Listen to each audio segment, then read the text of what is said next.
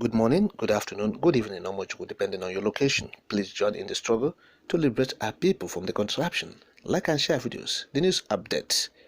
Communities in Southeast not cooperating with security agents. Security chief laments. Now, the security chief, talking about the Commandant General of the NSCDC, that's Nigerian Civil Defense and Security Corps, Ahmed Abubakar Audi, has lamented the what he called non-cooperation of the residents of the Southeast in tackling insecurity in the region. He said the residents of the Southeast region, they're not giving them the maximum cooperation, the support they needed to tackle insecurity in the region. He was speaking in a meeting with the House of Representatives ad hoc committee investigating killings and kidnapping in Umunochi community, that's Abia State. Represented by Assistant Commandant General, the security boss said that the agency are facing challenges in the area of security. As they said, the members of the communities are not giving them the right information to carry out their job. Let me quote him now, part of his statement. I quote, "We found out that almost everybody in that community has a weapon, and there is the willful disposition of many communities to purchase locally made arms. There is lack of cooperation by the community as we try to get information from them, and when our men go there for manhunting, they find it difficult to volunteer information about who are involved in criminal activities. Even within themselves, they are afraid of themselves." End of quote. And now they say they are in the Southeast to fight kidnappings, to fight armed robbery. That's what the military said they're doing there. And these security agents, both the NSADC. But that is not what they're doing. What they're doing in the Southeast is invasion. Okay? We have said it for the umpteenth time. What is happening? Look, they say they're investigating killings in Isukwa to Umunochi. Kidnappings in Umunochi. I beg your pardon? Yes, Umunochi access. Of course, you know what has been happening there since over 3 years now. The kidnapping activities and killings there. You know those who are involved in it. So what are you investigating again? Those who are investigating the killings there. You know what the Fulani herdsmen has been doing within that axis. The Okigwe area, the Umunochi, and the Enugu Port Harcourt Expressway, Lokpa area. This place has been beehive, or the hive for these criminal elements, the Fulani terrorists, and they have been allowing them because you see the roadblocks, security checkpoints, particularly the army, will be almost close to them. Yes, to the point of these kidnappings and everything. You will see that these criminal activities, are always close to the security agents, the army. They are checking points, very close, so they know what is happening there. So who is investigating and what are they investigating? So the people of the Southeast region have known the army. We have been saying it, and this is to corroborate what we have been saying about the invasion, about the terrorists who said they are troops. Yes, oftentimes we said that they are deploying troops, and these troops are terrorists who said they have repented from terrorism, and they will now recruit them into the army. The next thing you see is that they will deploy them in the Southeast or to the Southeast, and so they'll be causing genocide and killings, arbitrary detention, forceful disappearances.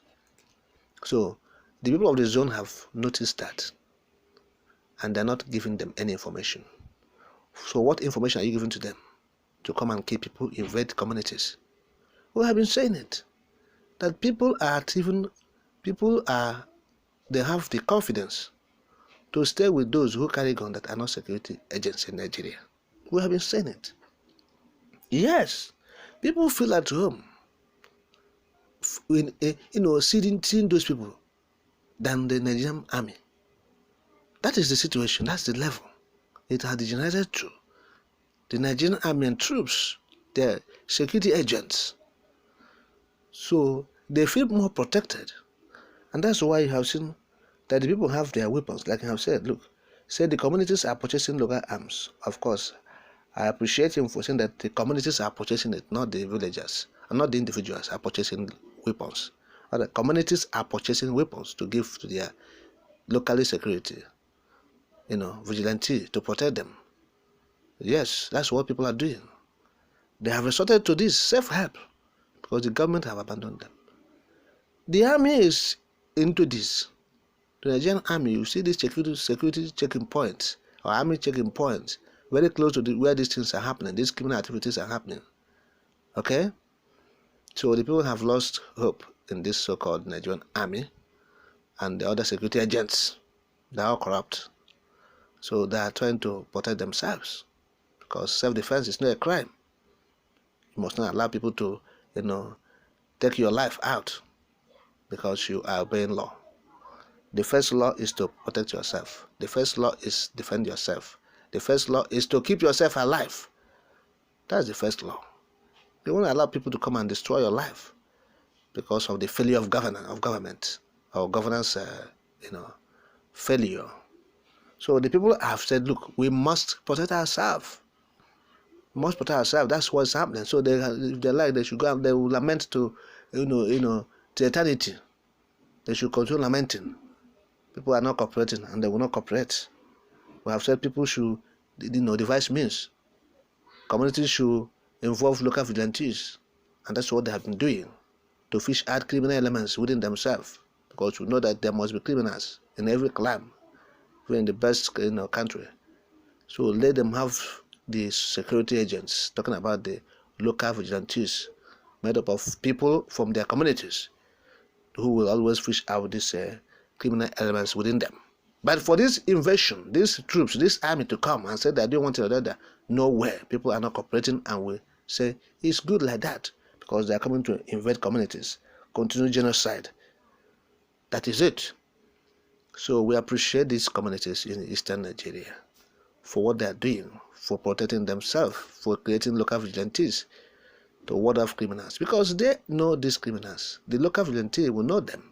These people who are coming say they are fighting criminals. They are not fighting any criminal. They are only coming to dehumanize the Biafrans, the Southeasterners, for obeying sit-at-home order. That's all. If they come, they will tell them, oh, you obey sit-at-home, we'll deal with you.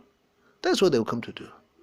Yes, they are seeing them as enemy because they obey sit-at-home, that's all. And you want them to come and they will give them information. They will not do it. They will not do it. So that's the case in the Southeast. That's why the man is lamenting.